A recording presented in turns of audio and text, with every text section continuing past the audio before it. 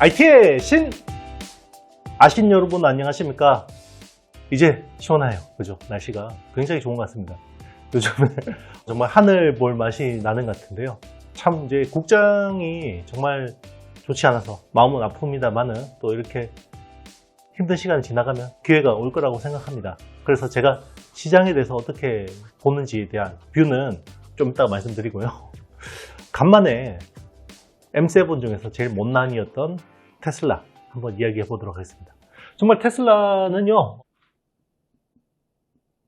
오늘 촬영 날짜 9월 24일인데 어제 새벽에 $250를 기록했습니다. $250가 무슨 의미가 있냐면 이게 연초 가격 대비해서 플러스 전환이에요.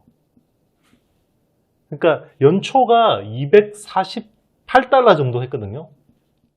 근데 M7 중에서 거의 유일하게 마이너스, 연초 대비해서 마이너스 기록하다가 드디어 플러스 전환 했다고 보시면 되는데요.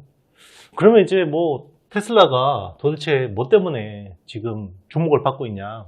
네. 일단 주목받고 있는 거는 제가 이제 어떻게 보면 이 AI 혁명이라는 사이클에서 보면 결국 레벨 3 자율주행차는 온 디바이스 AI라고 말씀드렸잖아요. 그러니까 원래는 AI 스마트폰,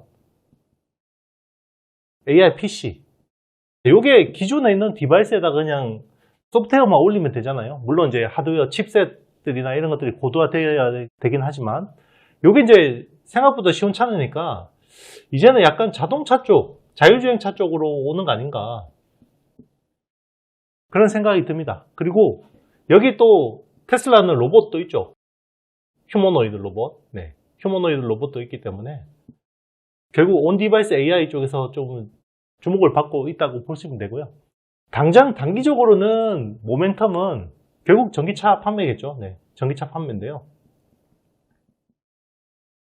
일단 첫 번째 호재는요. 일단 3Q의 출하량이 전년 대비해서 이제 플러스로 전환될 것 같아요. 플러스 전환이 될 것 같은데 일단 지금 10월 2일 날 정도가 3분기 출하량, 인도량에 대한 것들을 이제 발표를 할 것 같은데 지금 예상치는 46만 대에서 한 47만 대 정도 됩니다. 그러면 이게 전년 대비해서 하이 싱글 정도 되거든요. 네, 한 7%에서 한 8% 정도로 이제 보시면 되는데 자, 이게 무슨 의미가 있냐면 1Q하고 2Q에 둘 다 전년 대비해서 마이너스를 기록했었습니다. 실제로 1Q에는 지금 38만 8천 대 정도 출하를 했었고요.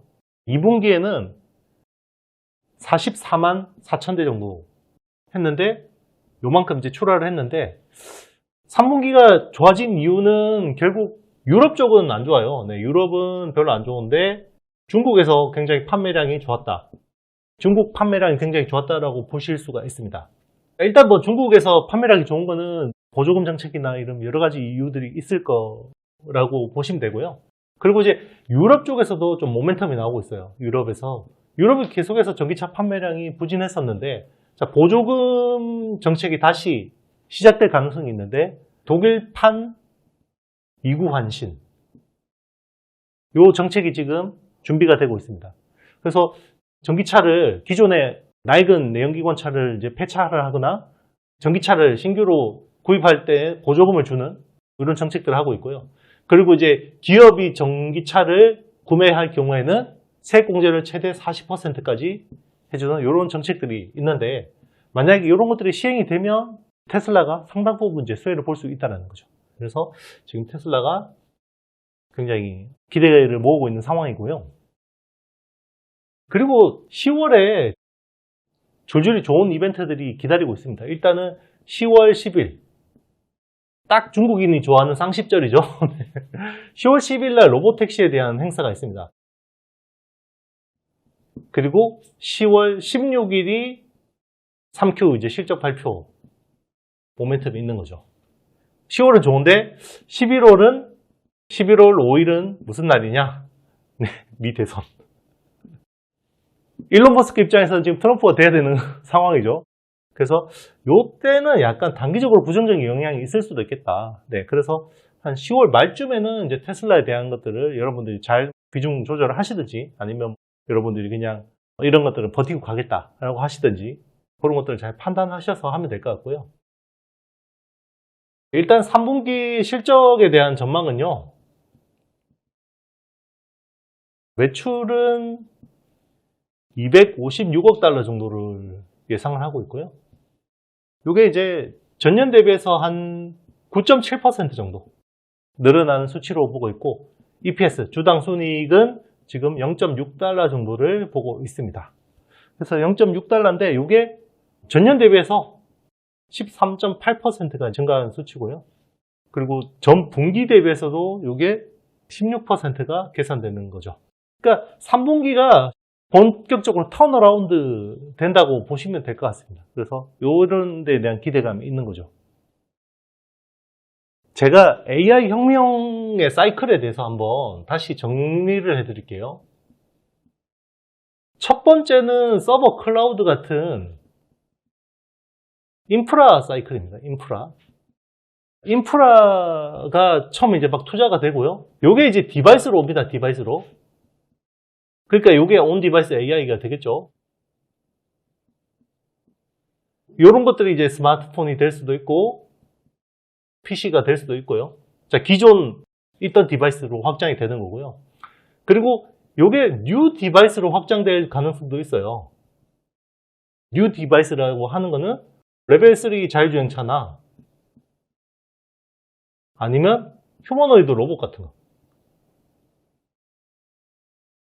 요런 디바이스는요, 사실 물량에 대한 부분들은 당장에 뭐 기대할 게 없겠죠. 근데 여러분들, 우리는 주식 투자자잖아요. 없던 게 새로 생기면요, 주식 시장은 환호할 수 있어요. 그러니까 이게 크지 않더라도 성장률이 굉장히 높아질 수 있잖아요. 시작되는 스타트 하는 거면. 자, 그런 부분에서 이런 것들을 좀 주목을 해야 된다고 볼 수 있고요. 그리고 디바이스로는 이런 확장이 있겠지만 인프라 차원에서도 보면 그동안에는 AI 반도체 쪽이 계속해서 쇼티지가 문제가 됐었고요. 그리고 여기에 또 HBM도 같이 붙어 있는 거고, 좀 더 보면 TSMC의 코버스라고 하는 어드밴스드 패키징이 계속해서 관심을 받았었잖아요. 근데 이게 점점 더 지금 데이터 센터 쪽으로 오고 있죠. 제가 계속해서 강조드린 부분입니다, 여러분. 그렇죠? 데이터 센터 쪽이 아마존 같은 경우, 아마존 웹 서비스 같은 경우는 향후 10년간 1,500억 달러. 2등 업체인 마이크로소프트 애저 향후 6, 7년간 1,000억 달러라고 했죠. 요거는 오픈 AI하고 손을 잡고 하는 거죠. 네, 오픈 AI하고 손을 잡고 하는 건데, 자, 요게 1,000억 달러라고 했는데 에릭 슈미츠의 말에 따르면 요게 3,000억 달러 이상으로 프로젝트가 커질 가능성이 있다. 이런 이야기를 했죠. 그래서 지금 미국 내에서 보면 미국 내에서 전 세계 데이터 센터의 39%가 미국에 위치하고 있죠. 여기서 엄청난 전기 소모가 일어납니다. 그래서 최근에 나오는 게 제가 지난주 영상에서도 여러분들한테 설명드렸지만 유틸리티 쪽하고 그리고 태양광이나 ESS 같은 신재생 에너지 그리고 장기적으로는 SMR 같은 기업들을 주목하라고 말씀드렸죠. 이런 것 때문에 지금 뭐 데이터 센터 쪽이나 이런 인프라들 전기 수요가 폭증함으로 인해서 지금 2019년에 셧다운 시켰던 원전까지 다시 재가동하고 있죠. 컨스텔레이션 에너지하고 마이크로소프트가 20년 동안 독점 계약을 맺고 폐쇄했던 원전을 다시 재가동하는 프로젝트가 최근에 이제 뉴스가 나왔죠. 그만큼 지금 이런 쪽 인프라가 심각한 상황이고요. 자, 또 하나 요것도 뭐 일종의 인프라 차원이라고 볼 수도 있겠어요. 이제는 빅데이터에 대한 중요성도 계속해서 증가할 수밖에 없습니다. 에포크 AI라는 곳에서 지금 학습할 수 있는 빅데이터가 점점 더 부족해지고 있다. 그거는 퍼블릭이죠. 퍼블릭 쪽은 점점 빅데이터가 부족해지고 있고요. 이제는 이게 부족해지니까 프라이빗 쪽으로 가야 되는 거죠. 프라이빗 쪽 가려고 하니까 결국은 이 프라이빗 빅데이터를 가지고 있는 애들이 누구냐? 결국 온 디바이스 AI 업체들이죠. 이런 쪽으로 계속해서 연결될 수밖에 없는 거고, 여기 이제 관련된 기업들, 오라클이라든지 마블 테크놀로지라든지 그런 기업들, 그리고 이런 유틸리티 쪽에서는 컨스텔레이션 에너지나 넥스트 에라 같은 기업들, 그리고 태양광 ESS 쪽에서는 플루언스 에너지, 뭐 퍼스트 솔라, 엔페이즈 에너지 같은 기업들, 그리고 SMR 쪽에는 뉴스케일 파워, 뭐 이런 회사들 계속해서 제가 말씀을 드렸습니다.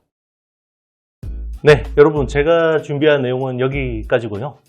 요즘에 왜 한국 내용 이야기 안 하고 미국 기업만 이야기하냐, 뭐 한국 시장 버린 거냐 이렇게 말씀을 하시는데요.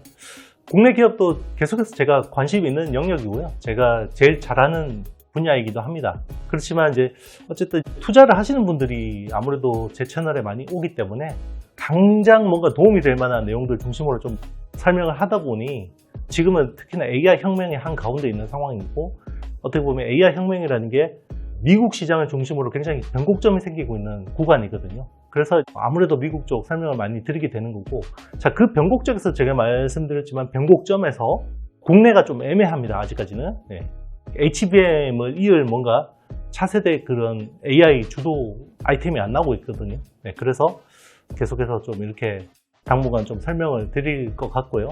하여튼 당분간은 국내 시장에 대한 뭔가 본격적인 턴어라운드 기대감이 다시 생길 수 있을 때 다시 또 좀 설명드리도록 하겠습니다. 사랑해요, 감사해요.